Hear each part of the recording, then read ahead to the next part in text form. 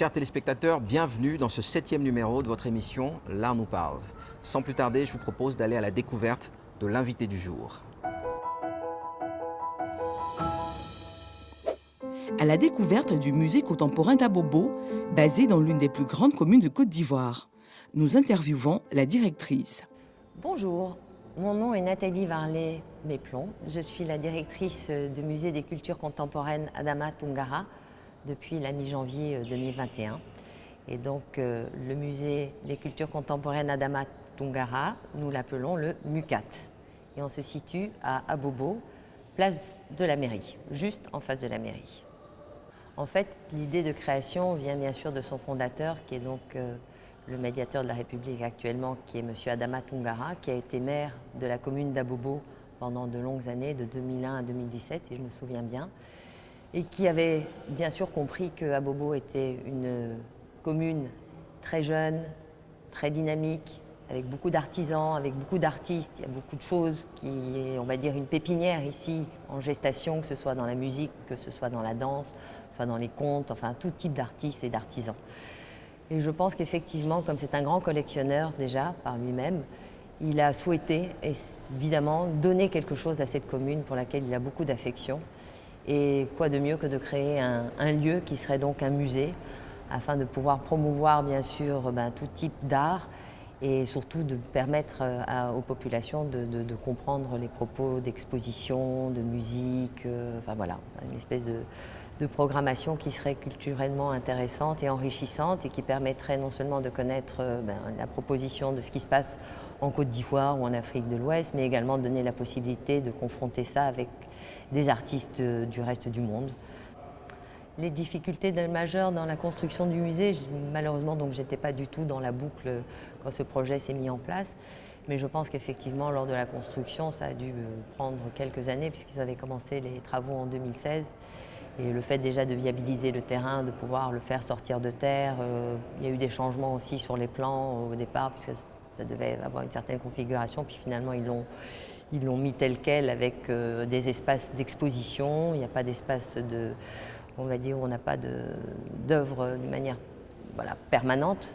Donc ce ne sont que des expositions temporaires et finalement donner surtout place à la possibilité de donner tous les étudiants, aux enfants de la commune, une très très belle bibliothèque, une belle médiathèque et également un auditorium de 60 places. Donc finalement d'avoir un musée mais qui soit enrichi avec d'autres possibilités pour, on va dire, parfaire un petit peu les thématiques d'exposition qui sont déclinées au musée.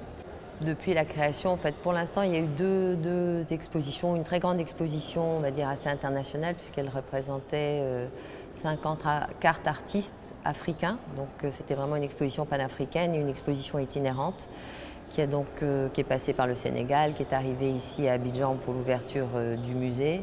Et puis on avait une autre exposition qui était là, 64 ans d'art visuel en Côte d'Ivoire, où là vraiment c'était une histoire de l'art de la Côte d'Ivoire et là qui représentait un petit peu les artistes de la scène, qui étaient donc des artistes disparus ou des artistes contemporains. C'est-à-dire qu'un musée finalement doit proposer des thématiques, des expositions. Donc en fonction des thématiques qui sont mises en place, on convoque des artistes, des jeunes plasticiens pour qu'ils puissent montrer leur création. S'il y a une vraie réflexion, s'il y a un travail, c'est sûr qu'on ne s'improvise pas artiste, il faut avoir travaillé un petit peu, il faut avoir exposé et pour arriver dans un musée, il faut arriver avec un travail déjà un petit peu fini. Les attentes, c'est que j'ai réalisé finalement depuis que je suis là au mois de janvier que le musée était connu par certains mais qu'il fallait encore une longue route pour être, on va dire, plus connu parce que même des gens d'Abobo, encore hier soir, j'ai rencontré des Abobolais qui savaient que le musée existait, qui l'ont vu et qui pourtant vont volontiers dans des expositions, dans des galeries, etc. mais qui ont eu du mal à franchir le pas du musée parce qu'il intimide un petit peu.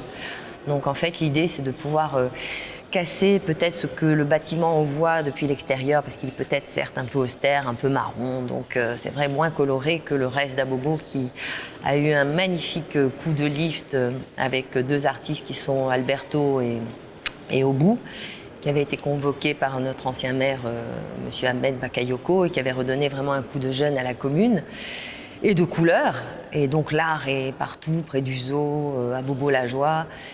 Et donc effectivement, l'idée c'est que l'exposition que nous sommes en train de préparer justement, c'est d'amener tout cet art qui est donc présent dans la rue, proche des aboboleks quelque part, mais de leur dire que cette exposition de la rue, elle va continuer à l'intérieur parce qu'on convoque des artistes de la rue, des artistes de street art. C'est une exposition qui est gratuite, donc ça engage à venir voir, à découvrir ce qu'ils connaissent déjà de dehors et voir un petit peu comment c'est présenté ici, puisqu'évidemment on ne peut pas amener les murs de la ville à l'intérieur, donc on va avoir des lieux où les artistes vont s'exprimer, mais également beaucoup de photos de toutes les communes d'Abidjan, où il y a encore des tags, des graphes, des traces d'artistes, et puis des choses qui ont disparu, parce que c'est un art éphémère, c'est un art urbain, et très dynamique et très jeune, et on va le décliner justement avec toute la musique qui va autour de la musique urbaine, le coupé décalé, hip-hop, slam, rap.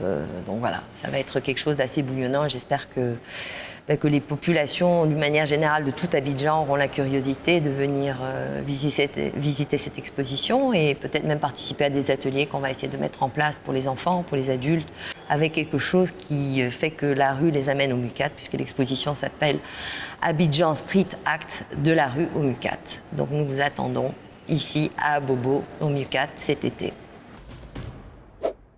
Chers téléspectateurs, j'espère que vous avez pris plaisir à découvrir notre invité du jour. Maintenant, place à la rubrique « Mon super talent artistique ». Chers téléspectateurs, les compétitions ont pris fin pour le concours « Mon super talent artistique ». Ce numéro, ainsi que tous les autres qui vont suivre, seront consacrés à un focus sur chaque candidat. Nous en profiterons pour passer en revue le travail abattu jusqu'ici et recueillerons également le commentaire d'un proche. Nous commençons par le candidat numéro 1, Isaac Junior Dié. Étudiant en Master 2 en peinture à l'École des Beaux-Arts. Sa technique de travail, l'acrylique sur toile. C'est tout de suite en images.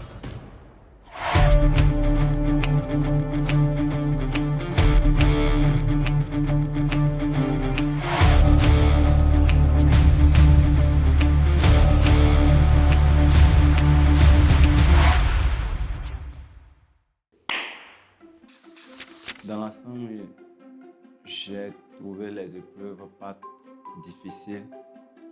Au commencement, lorsque les membres du jury ont annoncé les sujets, j'ai trouvé le troisième sujet un peu difficile parce que je ne comprenais pas le sens réel du sujet. Mais vu les explications des maîtres et des membres du jury, j'ai vu que le troisième sujet est le plus facile que les autres sujets.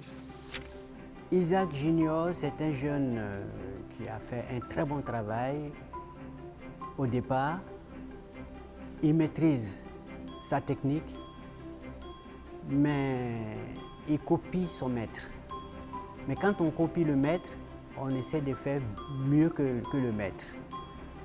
J'espère qu'après ce concours, il va améliorer cette technique-là pour être au-dessus de tout ce qu'il était en train de faire. Isaac Junior est un ami d'enfance. Nous avons fait l'école primaire ensemble. C'est un grand passionné de l'art. Depuis l'enfance, il nous parlait de l'art et jusqu'à aujourd'hui, il a inspiré dans ce qu'il faisait. Et même il est arrivé dans l'école nationale des Beaux-Arts pour pouvoir perfectionner l'art dont il avait usage de faire.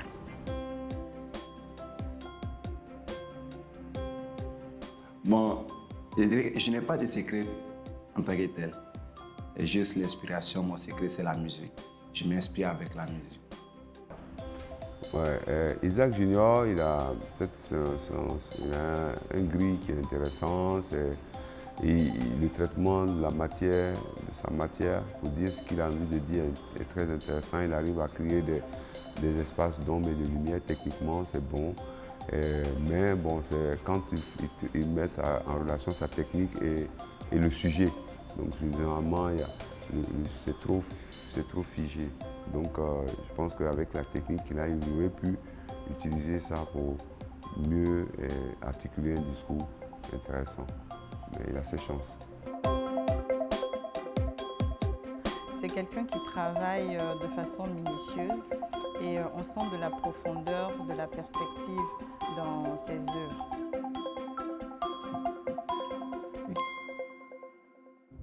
Bien Isaac, je constate que tu as fini de faire ton fond. Maintenant, tu poses des éléments sur des surfaces. Il faut faire beaucoup attention pour ne pas perdre ton idée. Quand on a une approche connue, quand on a un devancier qui a déjà utilisé une certaine technique, qu'on veut suivre ses pas, on ne doit pas être hésitant. Il faut aller au-delà de celui qui a trouvé l'approche. Et je trouve que Isaac Junior, un peu hésitant, il tâtonne. Mais je crois que s'il prend conscience et qu'il travaille davantage, il pourrait être un très bon peintre à l'avenir. Tu as un fond à double ton, c'est déjà pas mal. J'espère que tu vas nous sortir quelque chose de magnifique. C'est à toi d'y aller à fond. Merci, monsieur. Si je suis ici en ce matin, c'est pour t'encourager, c'est de te soutenir et te dire que la vision dont tu as de l'art, il faut continuer dessus.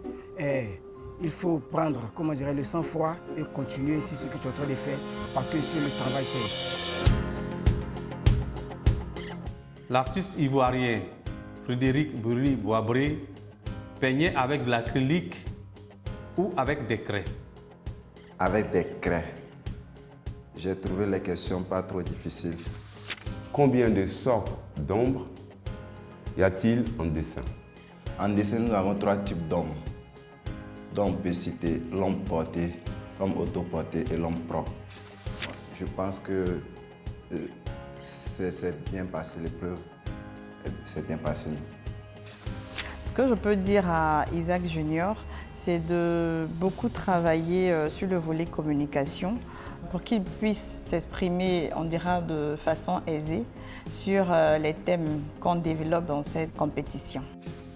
Bon, mon rêve, c'est de devenir un grand artiste comme Aboudia, un Basquiat et relever aussi le niveau des artistes ivoiriens. J'aimerais qu'on parle de moi aussi. Isaac Junior Diez sera-t-il le super talent artistique de l'année 2021? Pour le savoir, rendez-vous à la finale. D'ici là, on se retrouve la semaine prochaine. À très bientôt.